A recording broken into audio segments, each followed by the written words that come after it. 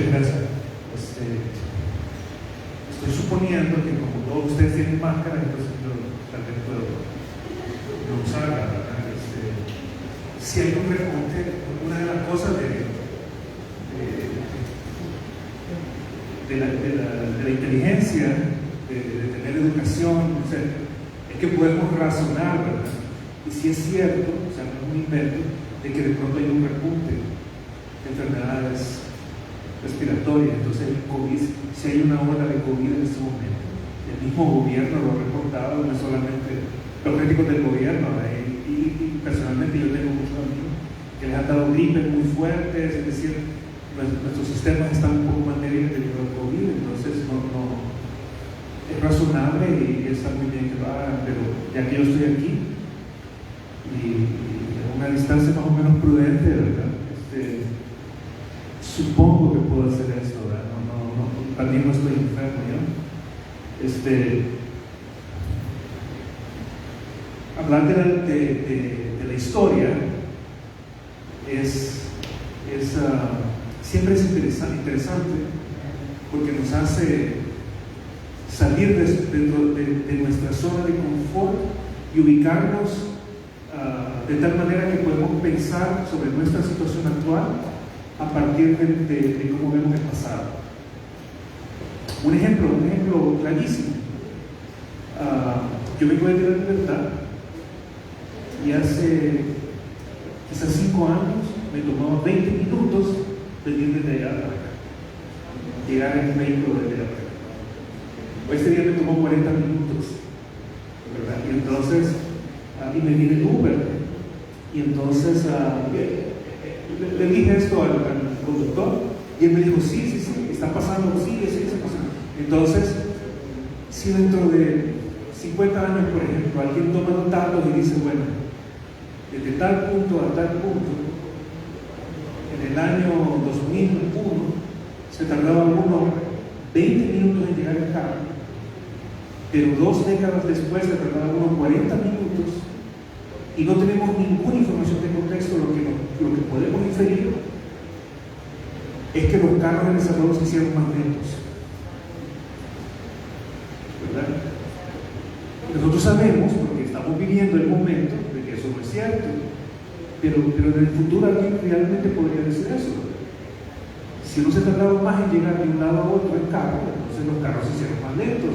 Es la primera conclusión lógica que uno tiene. Obviamente la razón por la que uno se tarda más en llegar de un punto A a un punto B tiene algo que ver, por ejemplo, con el parque vehicular, es decir, el número de carros que están en la calle en un momento determinado. Ese es un dato. Otro dato es por qué la gente está comprando más carros, cuál es el cambio en la economía, ¿verdad? Que hizo que la gente pudiera comprar más carros, etc. Podría tener algo que ver la delincuencia en los buses, la gente no quiere andar en bus. Podría tener que ver el hecho de que ahora se importan más carros de los Estados Unidos, carros usados, ¿verdad? Etc. Hay un montón de condiciones, ¿verdad? Y todo eso va cambiando y va creando condiciones. Yo veo que algunos de ustedes tienen cuadernos. ¿Qué es lo que están apuntando?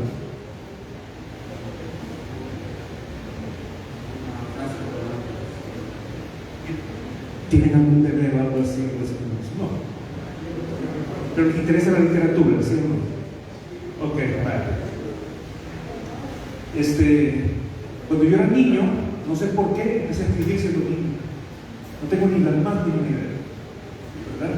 Pero yo sé que hay muchas personas que tienen, y que lo que nos acerca a la literatura es una necesidad expresiva, ¿verdad? Queremos expresar algo.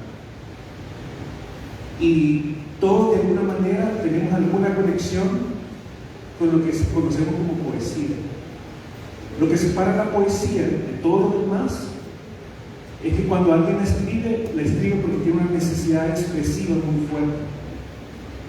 Y todos sabemos por qué necesitamos escribir algo, porque a veces, no sé si les pasa cuando se enamoran la primera vez, ¿verdad? Y no saben dónde poner las emociones. Por ejemplo, cuando están a veces en un paisaje y se quedan sin aliento porque no saben describir lo que están viendo. Esos momentos donde nos quedamos sin palabras, cuando nos quedamos sin palabras, Es para eso que sirve la poesía, porque son esos los momentos cuando nosotros tenemos la necesidad de expresar algo y no tenemos las palabras claras para decirlo. Y por eso lo comenzamos a decir de una manera que podría al principio parecer un poco extraña, ¿verdad? Pero entonces el poema se convierte en algo mágico, porque lo que está haciendo es que está canalizando no necesariamente un hecho, no está describiendo lo que estaba afuera, sino que está expresando algo que nosotros teníamos adentro en un momento determinado. Y adentro significa emoción, pero también pensamiento, ¿verdad? Podría ser.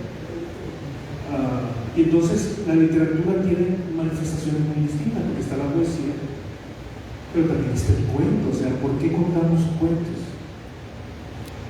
Al principio, supongo, empieza porque queremos contar a otra persona lo que nos pasó. De ahí nace el periodismo. Algunos que estudian periodismo aquí, ¿no? Comunicaciones. En periodismo se usa algo muy conocido que se llama la estructura piramidal. ¿Verdad? Hemos oído de eso. ¿Okay? La estructura piramidal significa que cuando usted lee un artículo en un periódico, un reportaje, una noticia, generalmente está estructurada de tal manera de que lo más importante es el primer párrafo. O sea, y después va más información que va rellenando ese dato importante. Pues, ¿de dónde viene esta estructura piramidal? Eso quiere decir que la base está arriba, al tope de la noticia, y el resto de la información está abajo. O sea, es como tuviéramos, es la pirámide invertida, se llama también, ¿verdad? Entonces, porque la pirámide tiene la base abajo, entonces está una puntita arriba, se va construyendo hasta que queda la puntita. Entonces, supuestamente, la noticia está estructurada al revés. Eso proviene de la manera en que contamos algo que me pasó. No vas a creer lo que me pasó esta mañana. Choqué afuera del edificio Francisco Morazán. Así empieza la noticia, ¿verdad? Persona choca afuera del edificio Morazán. Entonces, y después uno va contando al revés lo que le pasó. ¿No le ha pasado que a veces alguien le quiere contar algo y no saben cómo hablar así? Y dicen, fíjate que no saben, no van a creer lo que me pasó esta mañana. Bueno, me desperté, y entonces me bañé y después me empecé a preparar unos huevos, ¿verdad? Entonces, si alguien empieza a contar las cosas cronológicamente, ¿verdad? Lo va a sacar de quicio a uno, ¿verdad? Pero hay un género de la literatura que se llama crónica, que es así, está contado cronológicamente, donde uno va narrando lo que va pasando. Y uno elige ciertos géneros porque tiene una intención diferente cuando quiere contar algo. Entonces la crónica sirve, ¿verdad? Es decir, por ejemplo, si yo me pongo en el lado de usted, yo recuerdo cuando estaba así de público y llega alguien invitado, ¿verdad? Y a veces la persona que llega invitado es súper chistosa, ¿verdad? Uno se va riendo, se me cae algo, entonces la crónica sirve para eso. Cuando llega un personaje raro, ¿verdad? Una vez llegó un cura cuando estaba niño en mi casa y llega súper torpe y empieza a botar el café y todo eso. Matadísimo, uno de mis cuentos favoritos cuando era niño era contar la aventura de cómo llegó este cura a la casa y destruyó casi todo lo que había en la mesa. Entonces, para eso sirve la crónica, la noticia no, la noticia quiere contar lo primero, el detalle más importante, y poco a poco nos va rellenando con toda la información, hasta que el último párrafo supuestamente es lo menos relevante, aunque a veces los periodistas lo que hacen es que más o menos repiten la noticia o le dan un cierre. Vale, entonces, pensar históricamente es interesante porque precisamente nos da perspectiva sobre las cosas. Una de las cosas que a mí me llamaba la atención cuando era niño, cuando yo era niño, el internet no existía. No sé si ustedes se pueden imaginar eso, ¿verdad? Y cuando mi papá era niño, la televisión no existía, ¿verdad? Es decir, estamos viviendo en un mundo que personas que vivieron hace 100 años no lo podíamos siquiera imaginar. Entonces, una de las cosas extrañas acerca de la literatura es que cuando yo comencé a leer, obviamente no solamente podía leer libros. Y los libros estaban cosidos, ¿no? Ahora los pegan también, pero antes estaban cosidos. Entonces existía algo. Escucha, sí. O sea, antes cuando se escribían los libros, siempre vienen grandes pliegos. Yo quiero contar esto porque cuando yo empecé con periodismo, el primer día, yo trabajé en periodismo, el primer día, ¿cuánto tenía que escribir? Si yo escribía en el programa Word, ¿cuántas páginas tenía que escribir para llenar una página de Word? Y aquí me dijo, ¿sabes qué escribir una cuartilla? Vamos a ir a la cuartilla. Seguro que algunos de ustedes escriben poesía y participan en un concurso, a veces la base de los concursos dicen tantas cuartillas. El encuentro tenga 5 cuartillas. Entonces, una cuartilla es una página, básicamente una página de comenzar. Pero la razón por la que el escritor le dice short tiene que ver con eso. Antes, para imprimir un libro, se agarraba un libro grande de papel. Entonces, las diferentes páginas del libro se imprimían 8 a la vez en un lado del pliego, y en otro lado otras 8 páginas. Y obviamente estaban en orden correcto, porque tenían unos pliegos que el otro lado quedaban así. Y los pegaban, cada cuadernillo que se iba creando, se pegaban y se amarraban. Obviamente así no se puede abrir el libro. Entonces, si ustedes van a cualquier imprenta de El Salvador y hacen algo así, lo que ellos van a hacer, o mandan a arreglar un libro viejo que se compraron en la calle, yo he hecho eso. Agarran un libro viejo, lo mandan a empastar, y ellos van a hacer algo que le van a decir, vamos a refinar. Con una cuchilla especial grande de presión, cortan los lados, y entonces eso es lo que corta estas partes que quedan así pegadas, ¿verdad? Porque la página simplemente está doblada. De hecho, cuando yo era niño, todavía vendían libros que no estaban cortados. Yo no tenía que tener una cuchillita para irlo abriendo, que a mí me encantaba hacer eso, no sé por qué. Y entonces, porque a medida que iban leyendo el libro, iban cortando la página para poder leer. Entonces resulta que este tamaño de libro, que es común, le dicen un octavo. ¿Y por qué se llama un octavo? Porque este es un octavo del pliego. El tamaño es un octavo del pliego del papel. No es así se doblaba. Pero cuando se corta, para que se corta,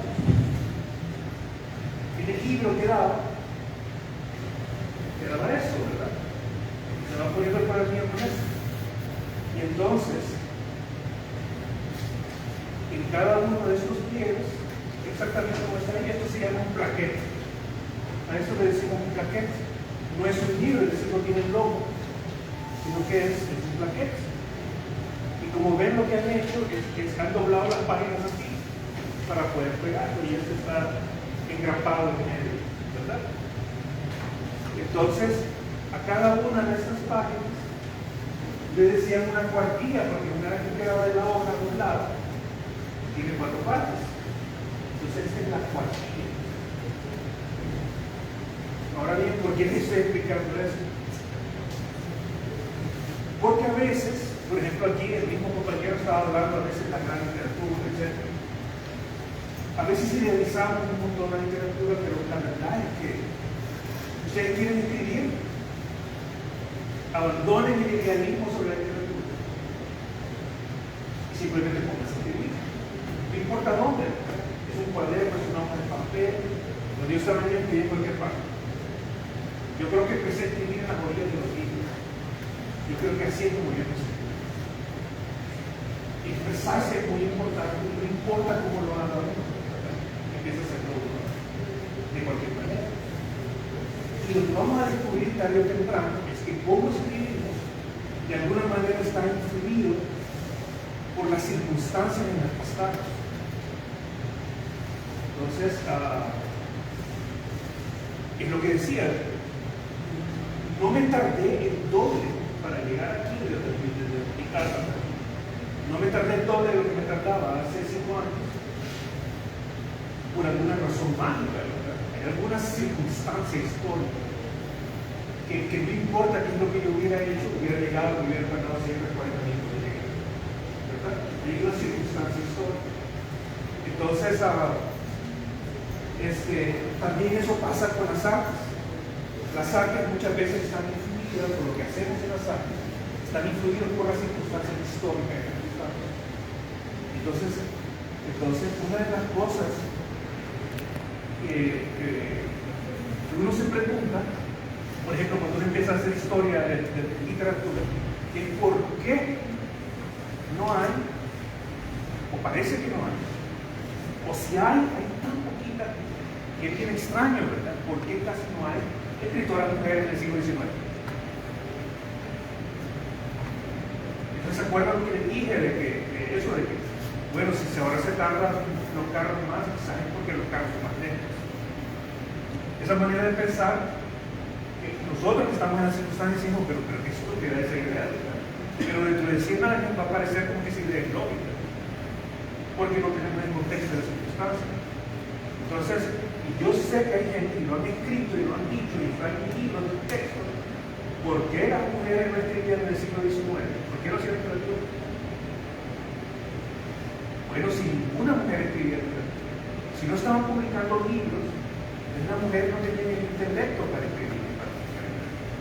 Esa es la conclusión que alguien saca si no sabe el contexto. Entonces se convierte, es una inferencia que parte de un prejuicio. ¿Verdad? Un prejuicio, es un razonamiento. Juicio, ¿qué es el razonamiento? Un razonamiento antes de poder realmente saber la verdad. Eso es un prejuicio. Pero hace 100 años las mujeres no podían votar. Hace 100 años las mujeres no podían estar en una universidad.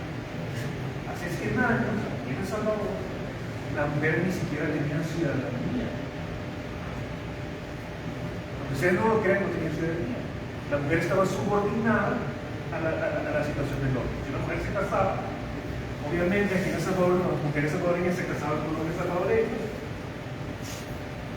La mujer tenía ciudadanía porque estaba dentro del ámbito de poder del hombre. Pero si una mujer se casaba con un extranjero, digamos un chileno, la mujer se convertía en una chilena. Así, automáticamente. Porque estaba subordinada a la situación civil del hombre. Por eso es que se ha fijado que las tarjetas de identificación, los códigos se dicen Estado civil. Estado civil. Porque el estado civil de la mujer, sobre todo, determinaba su apellido y determinaba su ciudadanía. No, ustedes no lo creen. Hay una mujer en El Salvador que se llama Alice Lardé de Benjamín, por eso mencioné a un chileno, que se casó con un chileno. Esto fue hace un siglo. Se casó con un chileno. Era una poeta salvadoreña. Él descubrió que cuando se casó con el chileno, ella se convirtió en chileno. Digo, y esta estupidez que es, ¿verdad? Estaba indignadísima con una mujer de clase alta, por cierto. Era rubia, de origen europeo, se llamaba Alice Lardé. Familiar de Sagarra. Un intelectual, o sea, una persona que en ese tiempo era muy inusual, porque como les digo, la mujer ni siquiera iba a la universidad, no tenía la universidad. Entonces estaba indignadísima por eso. Y él sabía que esto no pasaba en otros países, no pasaba en Europa, ya tenía este conocimiento. Y se negó a aceptar eso, y empezó a hacer una lucha para que la situación cambiara y la mujer estuviera ciudadanía. A veces quizás no se han oído hablar de una mujer que se llamaba Prudencia Ayala. Prudencia Ayala era una feminista que estaba luchando por querer ser presidente. Y a veces hay personas que creen que el voto, el derecho al voto, etc., tiene algo que ver con su lucha, pero en realidad lo que ella hizo no llevó a ningún cambio social. Al contrario, en aquel momento, cuando ella estaba como activista, más bien se reforzaron las ideas, los prejuicios, y se prohibió a las mujeres participar en política. Eso fue el resultado de la saga de empresarial.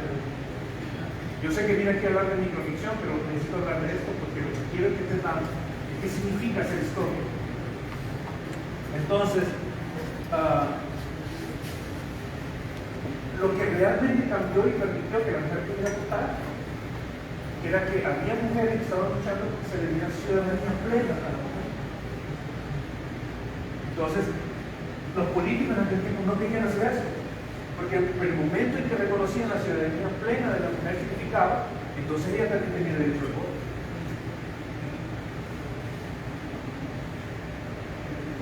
Entonces se convirtió en un movimiento mundial. La mujer luchando para tener ciudadanía plena. No estaban luchando por la participación política ni por el voto, sino para que las constituciones de los países cambiaran de tal manera que reconocieran la ciudadanía plena de la mujer.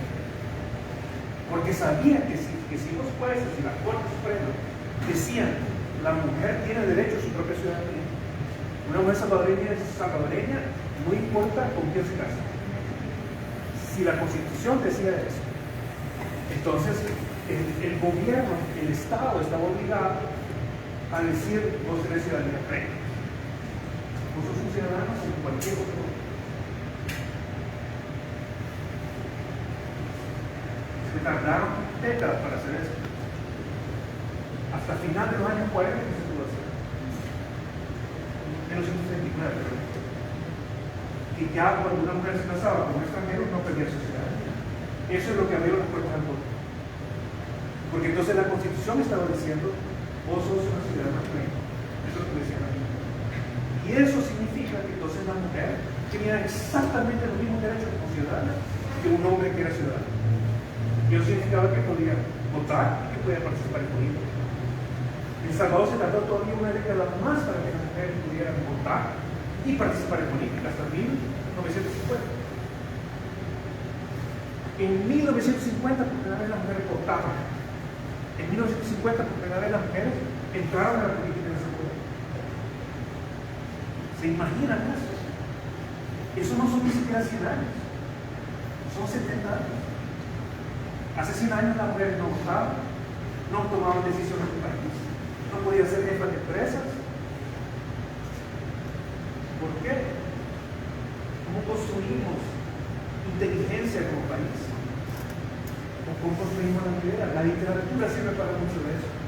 La literatura sirve para reconocer qué está pasando en el mundo y a través de cómo pensamos en el mundo lo vamos cambiando. Esta cuestión de las cuartillas parece que no es importante, pero les voy a contar, por ejemplo, otra cosa. Hay un músico de música clásica que es muy famoso, que se llama Mozart. Es bien famoso porque era un genio, que era un niñito. Ya sabía tocar piano a los 5 años, ya daba conciertos de piano. Y empezó a componer música, era tan genio. Ya estaba componiendo música a los 5 años. Es uno de los más grandes genios de la historia de la humanidad. Murió muy joven, murió cuando todavía estaba en sus 30. Pero si ustedes van a buscar su música, son cantidades increíbles de música. Pues resulta que hay una pieza muy famosa de Mozart que es una pieza para 13 instrumentos de viento. Es una pieza genial de música, 13 instrumentos de viento. Y entonces uno podría pensar idealísticamente cómo conseguir una alternativa.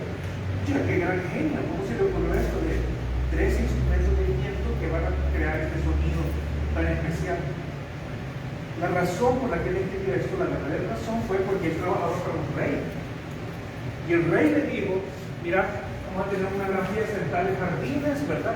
Y ahí hay un kiosco, y en el kiosco se van a meter los músicos, y quiero que todo el mundo en todo el jardín pueda escuchar esa pieza de música.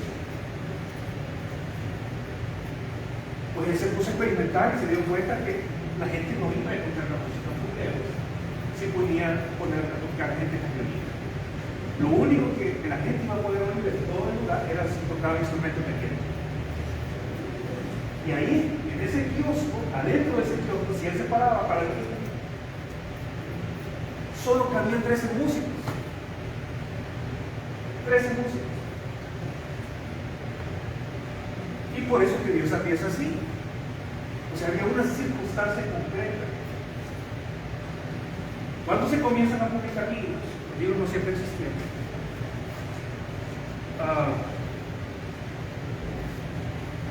Más o menos tenían ese tamaño. Un tamaño promedio de libros. Ustedes se van hacia atrás en un tiempo, los libros de los científicos allá en el Renacimiento, en 1600 no sé cuánto, más o menos tienen este libro. Los libros casi no han cambiado a lo largo de los siglos. Hay libros de diferentes tamaños, son enciclopedias, son de mapas, atlas, son más grandes, están ilustrados, están marcados variando los tamaños. Pero el libro de lectura más o menos es así. ¿Por qué? Porque está diseñado para grabar. Los libros los diseñamos para sostenerlos en la mano. ¿Verdad? Entonces el libro se sostiene y se abre y se puede leer fácilmente. Y si es muy grande, entonces tengo un problema de estar viendo el libro. En cambio, si tiene este tamaño, yo puedo agarrar el libro y lo puedo leer fácilmente, sin mover la cabeza, solo con los ojos. El libro es un diseño económico. No voy a hablar de si es económica, no se aplica, queda bien y la espalda no le molesta, pues el libro es un diseño económico, puede suceder bien en la mano. Entonces, una de las cosas que se popularizó cuando empezaron a publicar este libro es una forma de poema que se llama soneto. La belleza del soneto solo tiene 14 versos, es que el poema completo cabe en una página. Entonces es una belleza ver los libros, digamos, de un Francisco de Quevedo, siglo de español, allá por 15 años, no sé cuánto. Porque uno ve los libros y hay un poema por página. En Japón hay un poema que se llama haiku. Solo son 3 líneas. Una belleza, ver tres versos en cada página. Es una belleza. Como los japoneses no les gusta meter muchas cosas, porque minimalistas, es decir, les gustan los espacios blancos, incluso todo sea delicado, etc. Entonces, no recuerdo. Vale. Microficción. La microficción, el cuento que es súper breve, no existía el concepto no existía hace 500 años.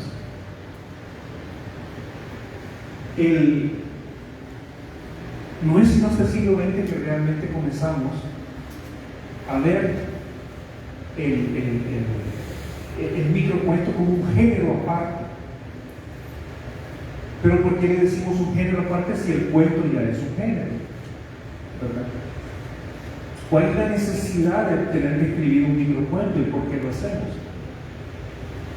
Entonces, en realidad el microcuento de alguna manera siempre ha existido. Hay un escritor, un poetista muy famoso, que si ustedes tienen la oportunidad de leerlo, léanlo. Se llama Jorge Luis Borges. Y Jorge Luis Borges es un amigo de él que se llama Adolfo Bien Casares, que es otro escritor argentino. Hicieron una antología de cuentos breves y maravillosos, que es absolutamente fabuloso. Para alguien que está empezando a leer, es fabuloso encontrarse con ese libro y leerlo, porque está lleno de algo que la literatura sí nos puede dar, que es asombro, es admirarnos, es asombrar, es estimular la imaginación. Entonces este libro es una colección de asombro para mí. Son cuentos brevísimos, muy breves. Y entonces casi todos esos cuentos fueron escritos así, como cuentos breves, como cuentos muy breves que caben en una sola página, en el siglo XX. Pero él y Adolfo Borges y Adolfo Bien Casares, incluyen cuentos que se escribieron en el siglo XIX, en el siglo XVIII, incluso antes. Pero esos cuentos, atrás en el tiempo, no fueron escritos pensando en sus microcuentos, sino que ellos los encontraron en libros y los extrajeron. Son fragmentos de libros, son fragmentos de novelas, etc., donde por ejemplo aparece una historia de fantasmas, etc. Son cuentitos, pero no fueron escritos así por sus autores. Los autores no estaban pensando, voy a escribir un microcuento. Entonces, los cuentos antes, Por ejemplo, en el tiempo de Cervantes, cuando escribió Don Quijote de la Mancha, eso es una novela gruesa, ¿verdad? Solo de ver el libro la gente se asusta, en realidad es entretenido, es muy entretenido. Influyó todas las novelas que se han escrito desde entonces.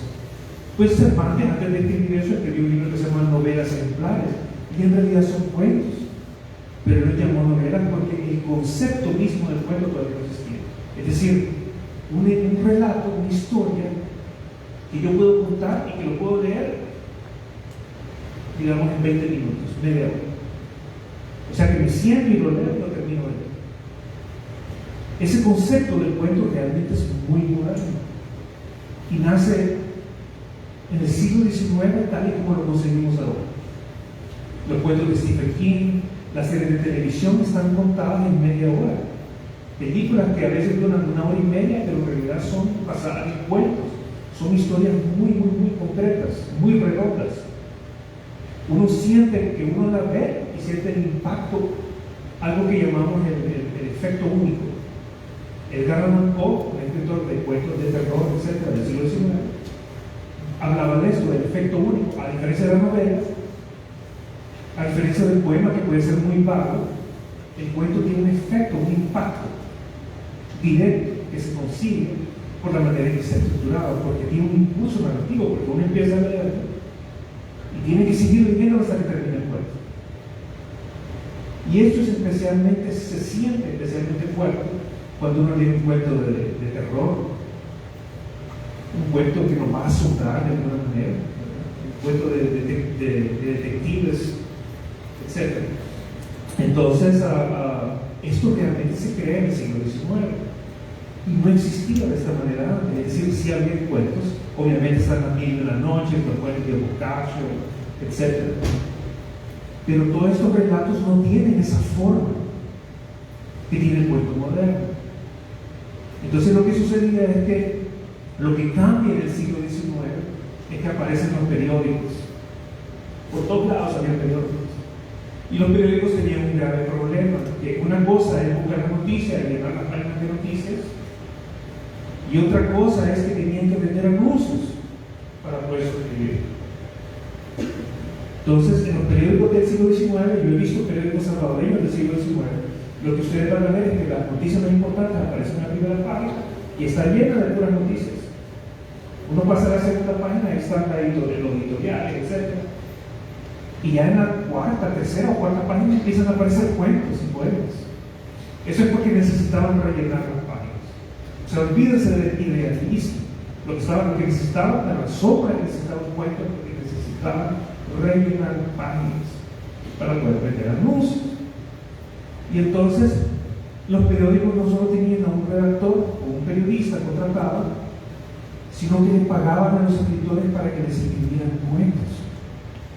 Pero no solo eso, sino que también les decían: mira, necesito que el cuento tenga 4 cuartillas.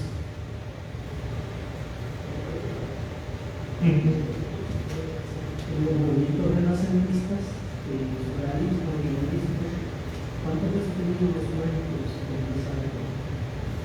Los surrealistas, bueno, ya estamos, eso ya sería en el siglo XX. Los surrealistas del siglo XX. Es una cosa muy distinta, voy a llegar a eso después, ¿verdad? Pero 4 cuartillas llenan una página de periódico, de esas páginas de periódicos de arte que eran así de grande era la página que había que leer. Entonces se podía llenar con poemas, también un cuento breve, pero de pronto la gente descubrió algo que empezaron a llamar el folletín, donde podían poner una novela, o sea, durante varias semanas publicaban un capítulo de novela, y hay escritores que se especializaron en eso, en escribir la novela del folletín. Hay grandes escritores que hacían esto, Julio Verne, Charles Dickens. Entonces publicaban un capítulo en cada ejemplar de periódico y la gente lo coleccionaba. Acuérdense, no había internet, no había televisión, entonces la gente se quedaba leyendo la novela, terminaba ese capítulo y pues, ¿qué pasa después? ¿Verdad? Y entonces la recortaban, incluso las pegaban en álbumes, las iban coleccionando para poder tener la novela completa. Entonces también salió el cuento más largo, que lo podían cortar en capítulos, en 2 o 3 capítulos, y uno tenía que leerlo, digamos, en 3 días diferentes. Eso obligaba a la gente a comprar el periódico, se convirtió en un método de venta del periódico, porque si uno comenzaba a leer el cuento, uno quería saber qué pasaba después. Entonces, si yo les digo quién fue el primer gran escritor de cuentos de El Salvador, ¿quién fue? ¿Alguien sabe? El primer gran escritor de cuentos en El Salvador que publicaba cuentos así, porque Rubén Darío, un gran poeta nicaragüense que cambió la literatura salvadoreña, tenía un periódico de El Salvador, se vino a vivir a El Salvador, tenía un periódico que se llamaba La Unión. Entonces en 1890 necesitaba contratar cuentistas para poder llenar las páginas y poder poner anuncios. Entonces empezó a aparecer una escritora que escribía con un seudónimo. Era una mujer que se llamaba Rafaela Contreras. Rafaela Contreras. Si ustedes van y la buscan, es muy difícil que la encuentren. No existe en El Salvador un libro publicado con sus cuentos, pero la primera gran cuentista salvadoreña fue Rafaela Contreras. O sea, murió muy joven. Murió después de dar a luz a su hijo. Ella se casó con Rubén Darío. Había nacido en Costa Rica, pero siendo muy niña se vino a El Salvador y aquí creció. Y aquí publicó sus cuentos en el periódico La Unión que editaba Rubén Darío. Entonces, son cuentos románticos, son cuentos del siglo XIX, pero son maravillosos, están muy bien escritos. Entonces, ella es la primera gran cuentista de El Salvador, y les aseguro que no existe un libro publicado con sus cuentos completos en El Salvador, porque las mujeres no escribían supuestamente. Vale. Uno de los primeros cuentos que escribió se llamaba Reverie. Es un poco poético, pero es un cuento breve. Era para una columna del periódico, para rellenar una sola columna del periódico. Entonces,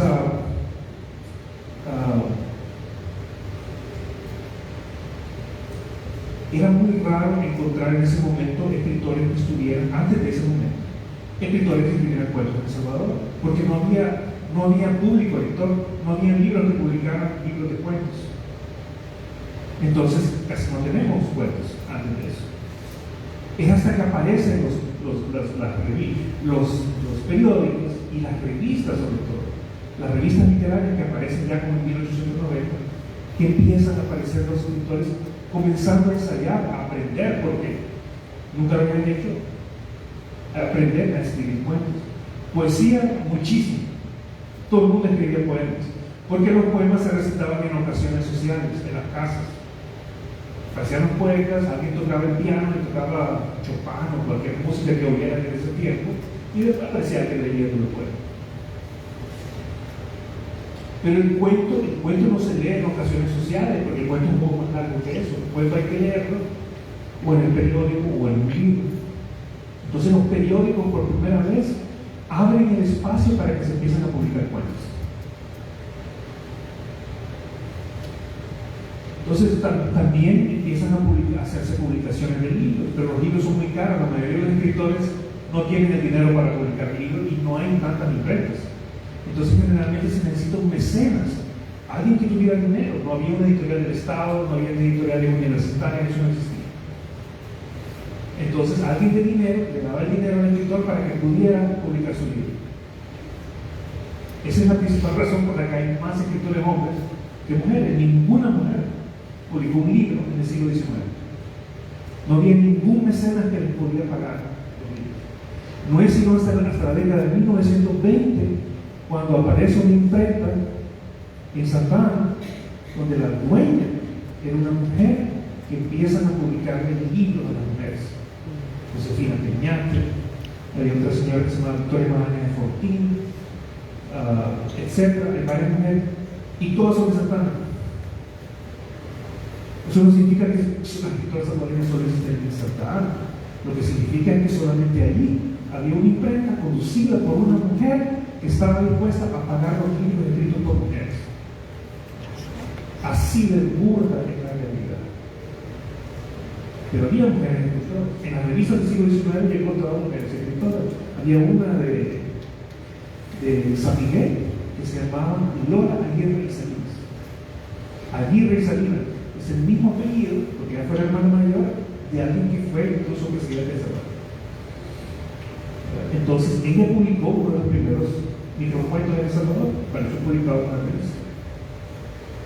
Y es sobre ella sufriendo porque su mejor amiga estaba llorando porque le había dejado un hombre, y lo que estaba pasando en sus emociones era de que ella estaba enamorada de su amiga. El primer incidente lésbico que yo he encontrado, o homosexual, en un cuento y publicado en el siglo XIX. Es decir, que hay historias que ni siquiera sabíamos que se estaba escribiendo sobre ellas. Vale, entonces el contexto es más o menos así. Ya en el siglo XX había todo tipo de periódicos y revistas, y los escritores podían publicar en estos periódicos y revistas cuentos, poesía, etc. Yo he preparado todo un ensayo, pero no lo voy a leer. Seguramente no voy a hablar de Salarrué, no voy a hablar de Salarrué. Han leído Salarrué. Salarrué escribió algo que se llama minificciones, pero en ese tiempo nadie le había dicho eso, él simplemente estaba escribiendo cuentos. Pero su estilo particular hacía que sus cuentos fueran muy breves. Y si ustedes ven cuentos como los cuentos de Barro, como los cuentos de Cipote, se resuelven rapidísimo. En una página de los cuentos de Cipotes, en 2 o 3 páginas de los cuentos de Barro. Salarrué comenzó publicando sus cuentos en un periódico. Él trabajaba en el periódico Patria en la década de 1920 y tenía una sección, y a veces él rellenaba la sección con sus propios escritos. Él publicaba sus cuentos. Agarraba un pedacito del periódico y publicaba el cuento de Cipote. Y generalmente comenzó para rellenar espacios vacíos. Y después fue encontrando en la práctica, encontró un estilo. Y una vez que se apropió de ese estilo, entonces agarró eso y escribió todo un libro. Así escribió los cuentos de Cipotes. Utilizando técnicas similares, escribió los cuentos para adultos, que son los cuentos de Barro. ¿Sí? Pero necesitaba esas plataformas para escribirlos. Y tenía que resolver los cuentos dentro del espacio de una página, porque era la sección literaria que tenía. Por eso son breves. También su temperamento no le gustaba escribir cosas demasiado largas. Su temperamento era para escribir cosas directas, ¿verdad? Y tenía una gran imaginación visual, y por eso en vez de escribir un montón de páginas, escribía rápidamente con una descripción cosas muy hermosas, ¿no?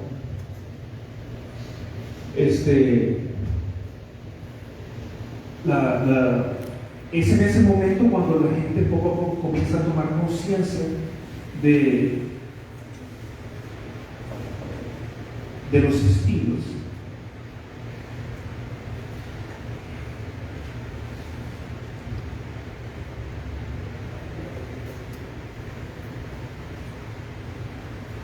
Del cuento como la naturaleza, el cuento breve, ¿verdad? Porque hasta ese momento la mayoría de los cuentos eran casi como novelas, se parecían mucho a las novelas, pero eran breves.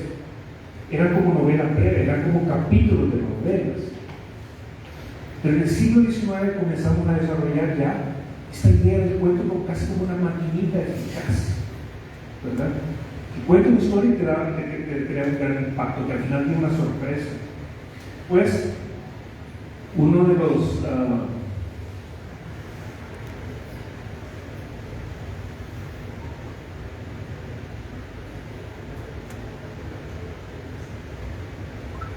le voy a leer algunos de los cuentecitos que se estaban escribiendo históricamente, ¿okay? Son muy breves, voy a terminar con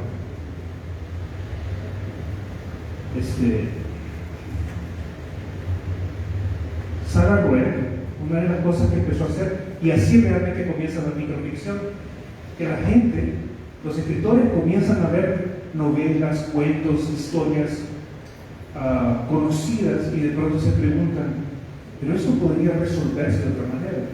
O sea, existe la posibilidad de que el cuento sea tan breve y tan efectivo como un poema.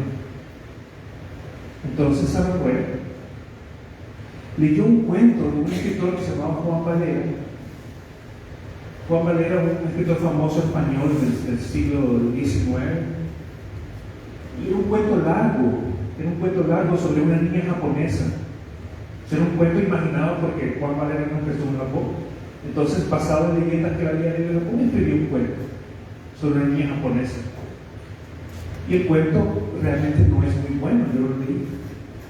Pero a Saragüe le gustó una idea que encontró en ese cuento. Y lo que hizo fue que escribió una versión del cuento en un parrafito, se lo voy a leer, se llama Espejo.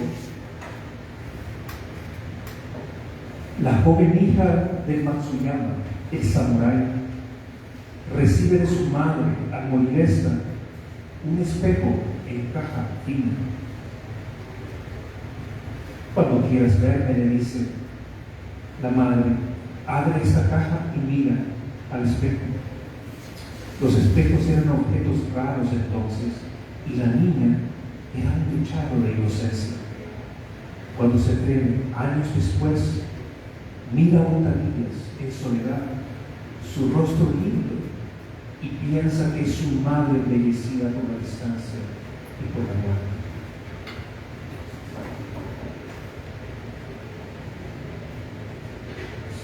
Pueden ver el cuento, no sé si lo pueden ver. O sea, imagínense, solo piensan en la imagen, ¿verdad? La mamá se muere y le da una cajita y adentro de esa cajita hay un espejo. Lo que la mamá le está regalando es algo que para ella es precioso, un espejo. Pero la niña no se atreve a ver esa caja. La mamá muere y muchos años después abre la caja. Y lo que se ve es que se ve a ella misma. Ella no lo sabe porque nunca antes había visto un espejo. Y cree que lo que está dentro de esa caja es el rostro de su madre que lo puede ver. Cree que es un objeto mágico. Se lo imagina. ¿No le parece hermoso? Esa idea, así como está en este cuento de Saragüe, no está en el cuento original. Entonces, algo comienza a pasar en el siglo XX, donde los cuentistas comienzan a preguntarse qué es la literatura, para qué sirve. Y entonces, lo que realmente empieza a pasar con el microcuento, que es diferente de otras formas del cuento, porque es tan breve, es que comienzan a experimentar con diferentes maneras de escribir cuentos, maneras de escribir ensayos, incluso hay cuentos breves que parecen como si fueran tratados científicos, descripciones de animales, etc. Pero lo que están haciendo es jugando con la manera en que nosotros vemos el mundo. A veces nos quieren sorprender los cuentos breves, ¿verdad? Pero es una manera de pronto de tomar conciencia histórica de qué es el cuento y para qué sirve. Entonces, el cuento breve por su naturaleza, porque es tan breve, tan chiquito, se podía usar para parodiar la literatura, para imitar las voces. Por ejemplo, para imitar cómo se escribe el Quijote, por ejemplo, pero sin tener que escribir otro Quijote, solamente queremos esa voz, ¿verdad? Solo queremos ese sonido, esa manera de escribir o de decir algo en breve. Entonces, además, el mundo había empezado a cambiar, de pronto había la industrialización, el mundo ya no era tan rural, la gente había comenzado a vivir en las calles, no tenía tanto tiempo, trabajaba en las ciudades, ¿verdad? Y de pronto, en los periódicos, en las revistas, podía leer cuentos muy breves, cuentos de una página. Y se empieza a formar una conciencia y se empieza a crear este nuevo género que es el microcuento. Entonces, hay un escritor que se llama, que fue uno de los primeros que escribió cuentos breves, que se llama Juan Enrique Ávila. Realmente era un poeta, pero escribió un libro de risa rosa. Y hay uno que es como un cuento, pero de una sola línea. Se llama El desierto y dice: he aquí un mar que murió de sed. El desierto es un mar que murió de sed. Eso es todo el cuento. Entonces, ¿qué es lo que él está haciendo? ¿Verdad? Simplemente nos está obligando a ver un desierto y verlo como si fuera su opuesto.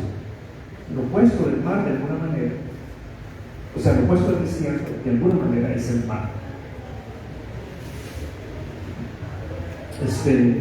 Y así es como comienzan realmente a escribirse los cuentos breves. Le voy a dar uno de Alice Gardner, mencioné a Alice Gardner de Venturino. Escribió uno que, imagino que enojada con algo, enojada con el ambiente político, lo que sea. Parece un tweet, parece algo que alguien podría haber escrito en Facebook, ¿verdad? Se llama Cuánto fulgor. Al sentir que el sol rozaba su negra superficie, un charco de agua pútrida gritó lleno de orgullo: cuánto fulgor despide esta mañana. Eso es todo.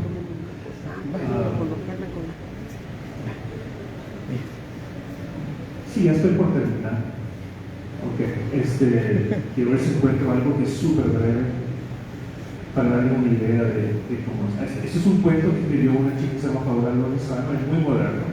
Lo van a descubrir que es moderno por el tema, que se llama Suspiro. El sol salió y ella se levanta con el canto del gallo. Hay que ayudar a limpiar.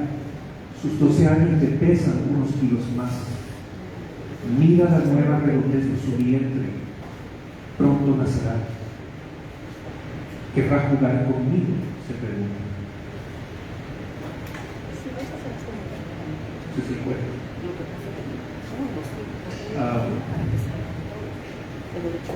Eso es todo. Alguien tiene una pregunta y yo sé que me preguntaste sobre el surrealismo. ¿Ah? El renacimiento.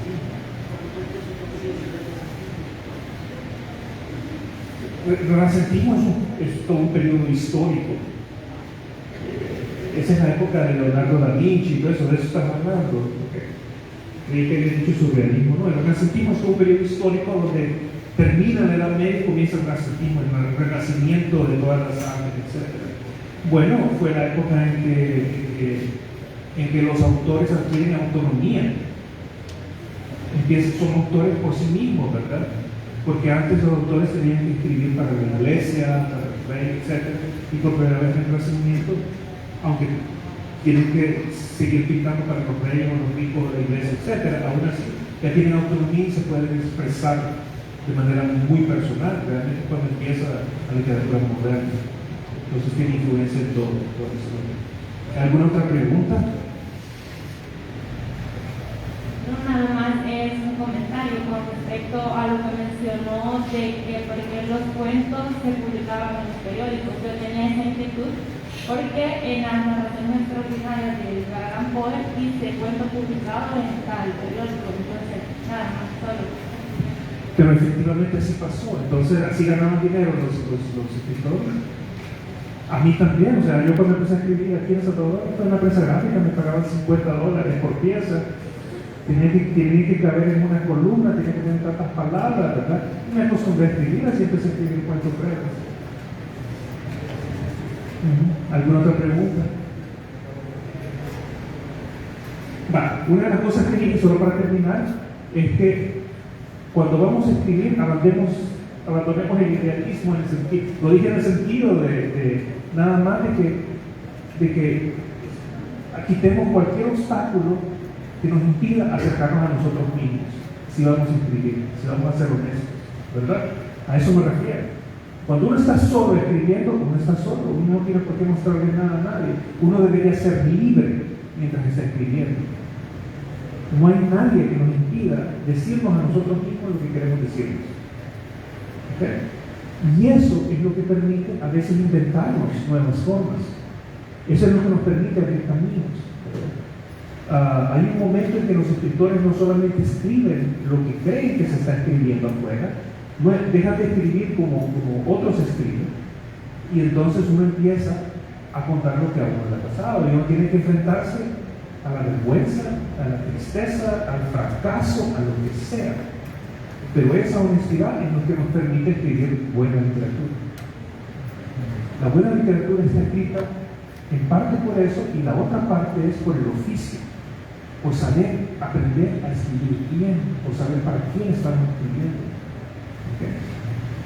Entonces, para eso se sirven los microcuentos. Te dejan ver claramente la técnica narrativa en apenas unos cuantos párrafos. ¿Okay? Muchas gracias.